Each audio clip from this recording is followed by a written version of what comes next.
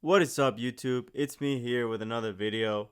In today's video, I want to give a portfolio update and kind of bring you guys along about the things that I've done in the past couple of weeks. In the past couple of weeks, I made a few changes to the portfolio. I sold one position and I bought three new stocks that I think have good potential for the upside, as well as they pay a really good dividend. So it's no secret that the market has been going up like crazy in the past couple of weeks. Well, the past couple of months. I mean, the market, nobody knows what the hell really is going on with it. And especially in some stocks and the tech stocks, they seem to be favorite right now and everybody is betting on them. But in this channel, I kind of want to try to find particular niches in the market and try to make money like that. Obviously, we invest in those companies as well. A lot of these tech stocks, they are really good companies. Especially, I personally invest in Microsoft and Apple. Especially in Microsoft, I have a lot of money relative to my portfolio.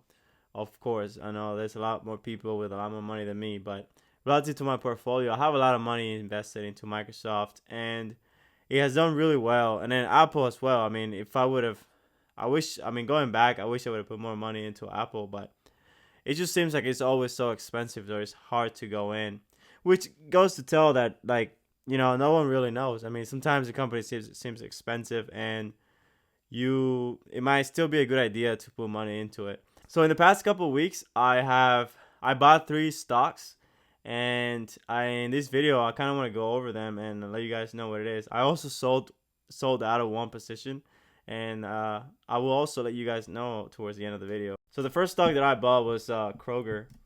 Kroger is a grocery store chain in the United States. It's actually one of the biggest grocery store chains in the United States.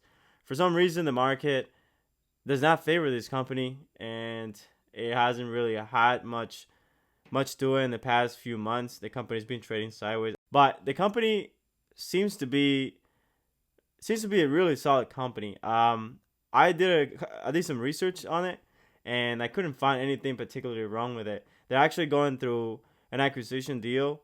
Of They're trying to acquire Albertson, which is another grocery store company in the United States. They're particularly prevalent in the West Coast, but they're generally all over the United States.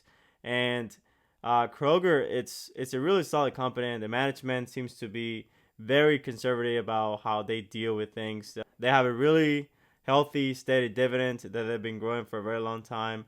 They're also their payout ratio for the dividends is relatively low. You guys can look it up. There's so many services out there that you guys can look it up nowadays. The company has a little bit of debt, but if you compare the debt in relation to how much revenue this company creates, I think it's like 5 to 10%. So generally speaking, the company has a pretty strong balance sheet. They buy back their shares very often. I think overall, this company it's a very good company. It's cash flow positive. I cannot really think of anything going wrong with this company other than the fact that inflation has kind of taken a toll on the profitability of the company. They're still very profitable. They're still very cash flow positive, and generally speaking, they're still doing their business. Their business model, it hasn't changed at all. They're still doing what they do, um, and I think this company is very well positioned for the future, especially for the mid to long term future. I feel like if something were to happen to the economy or economic conditions were to worsen, this company does not really have a lot of downside potential, and at the same time, I feel like they have a very fair chance of upside potential. I had a position already in them, but I decided to add more to my position, and it came out to about $4,000, which I think I won't be adding anymore for any time on, and my dividend yield is about 2 something%, which is pretty good for a company of this size. So overall, I'm pretty good with this purchase. The next company that I bought was Realty Income Corp. It needs no introduction. Everyone who likes dividends likes this company because most people know this company. I actually owned this company before, and I sold out of it when it went up in price. And now that it's coming down, I wanted to get back in it because my portfolio dividend yield is currently pretty low. So I've been trying to find companies that have a decent dividend yield in order to increase the portfolio overall dividend yield. So I mean, Realty Income Corp, it was one of the ones that I thought that will be a good addition to my portfolio. I feel like they're very well positioned to, in case something were to happen to the economy. They've been around for a very long time. They pay a very steady, healthy dividend. Their properties are some of the best properties you can have, and their tenants are the highest quality of tenants you can have. In fact, in the last earnings call, they said they collected 99% of their rents. So this company is one company that I think is really good. For some reason it has been selling off in the past few weeks. The reason why is because their business model is to grow through acquisition, right? So usually they will raise rent every month on their properties to their tenants, but it will be about 1 to 2%, so it won't be much. And in order to grow, they depend on acquisition, right? External factors. With interest rates going up and with inflation going up, you can see how this business model makes the company a little bit less profitable than before, maybe, you know. And so, and investors might be scared of the thought of it. For me, I just see opportunity. As long as it stays collecting all the rent, and as long as it stays paying the dividend that it is, I feel like I don't have a problem putting my money into it. And I feel like if it were to drop in price, I might just add a little more, because currently at this price, I feel like Realty Income Corp has actually pretty good potential to the outside too, even though it's not a stock that is very well known for amazing capital returns. It usually pays a pretty good dividend, but I feel like if you get it in the $50 price, I think there might be a good chance that you can end up making some money in your capital appreciation as well. And the last holding that I added to the portfolio was Vici, which is another REIT. This is another REIT that I used to own in the past as well. And in the past, it went up in price to about $35, and I sold it. And now that it came back to about $30, I bought it again. The reason why I bought it is, again, my portfolio has a pretty low yield, so I've been trying to increase the dividend yield of the portfolio as a whole. And I felt like these three stocks, at the price that I was able to get them at, offer a really good value and a pretty healthy dividend yield. So it will be a pretty good addition to the portfolio. Vici is another REIT that has some of the best tenants you can ask for. They collect rents from casinos like MGM Grand and stuff like that. They're relatively new. They're a lot newer than Realty Income Corp. However, I feel like when it comes to quality, they have just the same quality, if not more. As a REIT, it is as good as it gets. I know you guys might be thinking that I'm trading a lot of in and out of companies, and this might not be your style. But I promise you, like, I don't usually trade in and out of stocks unless I need to. I usually have limited capital to work with, and of course, I mean, I'm trying to make my money work for me. So I like researching companies, and I like trying to find opportunities that will make my money work further.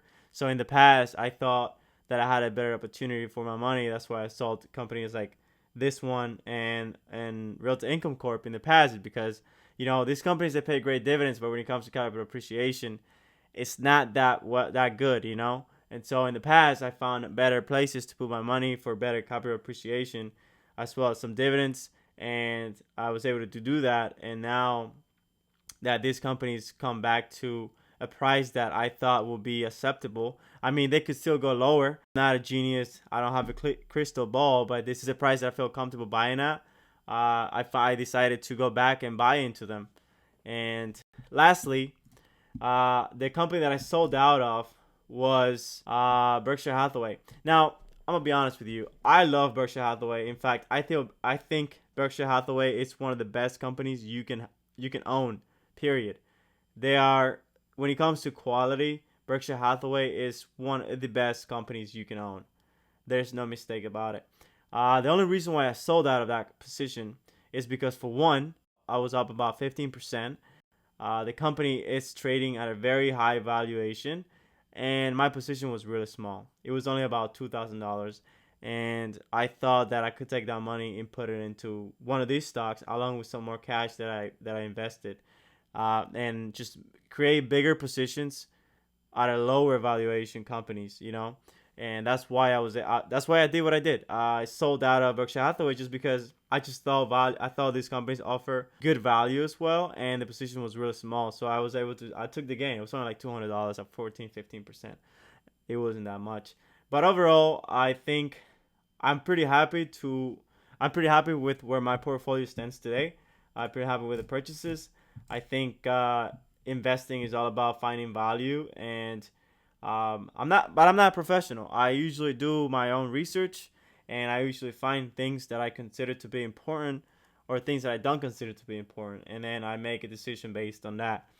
Um, Lastly, if you guys are gonna make any purchase in the market or anything, you should do your own research, and you should analyze and take your own risks. I'm not a professional. You should talk to a professional investor if you want to make decisions, stock market decisions. My only hope is to inspire people to invest, and to inspire people to make better decisions with their money, and to just be informed and make informed decisions. It's the best way to make money everywhere. With that being said, if you guys find value in this video, and if you find this video entertaining, please give it a like, and consider subscribing if you want to see more videos like this one. Bye.